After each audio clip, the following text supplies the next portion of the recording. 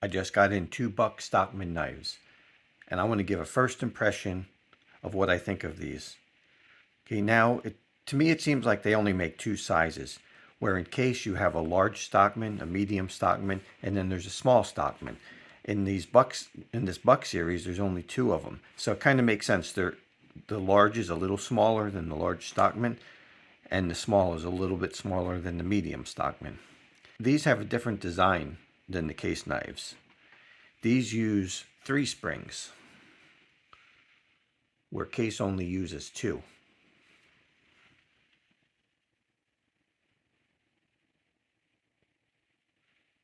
So the Buck has an individual spring for each blade, or on the case,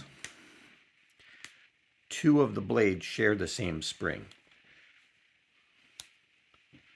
So you have the sheep's foot and the spay blade both share the same spring, and they're ground kind of off center. It's a lot like a Swiss Army knife. It's not ground straight, and if you look at the blade right, it almost looks like the blade is warped like that. It's because it's ground offset so that the two can fold together in the same space. With the 3-spring design, all the blades are ground straight. They're all thicker and they don't interfere with each other, which is quite nice. I think this is a superior design. One of the disadvantages is Buck chose to use weaker springs. I like the little bit stronger springs that are on the case. These are also 420 HC steel, where these case knives I have are CV steel, which I like the carbon steels better. But Buck does a decent job with 420 HC. I've used that steel before from Buck, and it's okay. It holds a reasonable edge and it's easy to sharpen. So I think it's a good choice for most people. I just like blades that can develop a patina and get character over time. Another problem I notice with both of these, you can see here in the spay blade, the point is exposed. It doesn't go down below the scale. Now, normally I would say there'd be a little bit of room. You could file here just a little bit, right on this tab, so that the blade would drop deeper. Because there is room between the bottom of the blade and the spring. There is room to drop the blade a little bit deeper. But the nail nick is already slightly below the surface, so I don't want to drop that anymore. You also have over here where it interfaces with the sheep's foot blade. It very slightly covers the bottom of the nail nick on the sheep's foot blade. So what I might do is do a little grinding on here and turn this blade into a pen blade, make it a spear point instead of a spay blade. And then I can drop this point down below the scale. Now I've tried to catch myself on it. Rub my finger along here. Tried to get my finger down in there, and I haven't been able to snag my finger on the point yet. So it may not really be much of an issue, but it's going to be that one time you go to reach into your pocket to grab the knife and you're just going to get it at the right angle and it's going to give you a nasty cut. So overall, I like the rosewood handles. I like the superior design of the 3 springs over 2. There's no rubbing of the blades.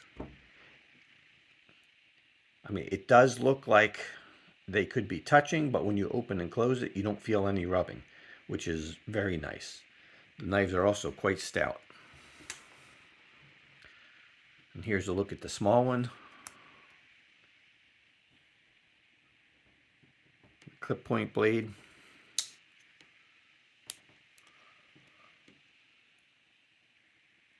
The sheep's foot.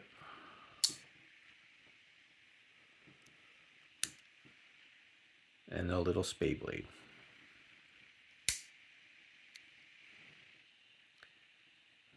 If you look closely, this one has the same problem, although not nearly as bad. The point's just there. I don't think it would ever be a problem on this knife. Now, the rivets stick up proud. They don't sit flush. The bolsters are flush. You can feel the different springs and the liners. It's not perfect, but it looks good. Small gap in here. Overall, as a first impression, not bad. There are things I like about them, and there are things that I don't. Overall, I prefer the look and the feel of the case knives, and I strongly prefer the chrome vanadium steel versus the 420HC. Like I said, the 420HC will be fine. It'll be a serviceable steel. You'll be able to use it. It'll work as an EDC for most people. And I'm going to say it's even a good choice for a lot of people. Being a stainless and easy to sharpen, that tends to be what's best for the general public. But for us knife guys, we want a little bit more. So even though these knives are good, and I think you could safely order them online, where the case knives are better if you buy them in person just because of the fit and finish issues that they have and problems with blade centering. I think these Buck knives, you're safe to buy them online. Case, stick to buying them in the store. But overall, I like the design of the case, I like the feel of the case in hand better, and I like the steel on the case better. I'll let you know how it goes after I carry them and have a few sharpenings on them. It'll probably be a month or two before I can give you an update on these knives. Here's a quick update on the Ohio River Jack. Yesterday, I added some boiled linseed oil to these covers. As you can see, they no longer have a weathered look. They have a nice, rich, satisfying look to them now. It's much improved. I let them dry overnight and polished them up with a rag today. I'm very happy with how this knife turned out. Another thing I've had to do to this knife is I've left it for several days in a position where there's pressure on the spring, and you can see here where the spring is sticking out. The spring was a little bit too strong for my liking.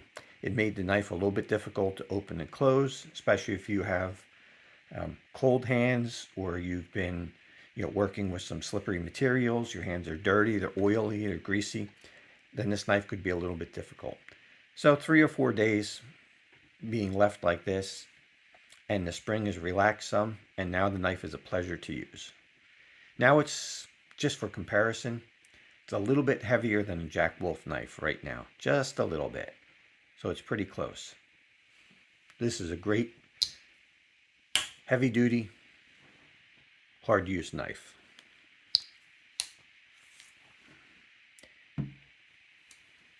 It's also a fingerprint magnet.